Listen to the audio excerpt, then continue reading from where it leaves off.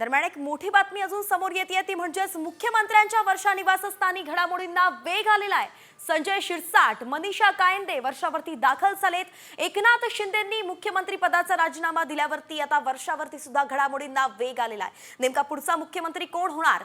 मुख्यमंत्री एकनाथ शिंदे हे सध्या काळजीवाहू मुख्यमंत्री म्हणून राज्याचा पदभार त्यांनी स्वीकारलेला आहे आणि त्यानंतर आपण पाहतोय वर्षा हे जे मुख्यमंत्र्यांचं निवासस्थान आहे त्या ठिकाणी वेगवान घडामोडी घडायला सुरुवात झाली आहे। एकनाथ शिंदेंचे अनेक आमदार जे आहेत ते वर्षा निवासस्थानी दाखल झालेत। यामध्ये संजय शिरसाट आहेत, मनीषा कायंदे सुद्धा वर्षावरती दाखल झालेत।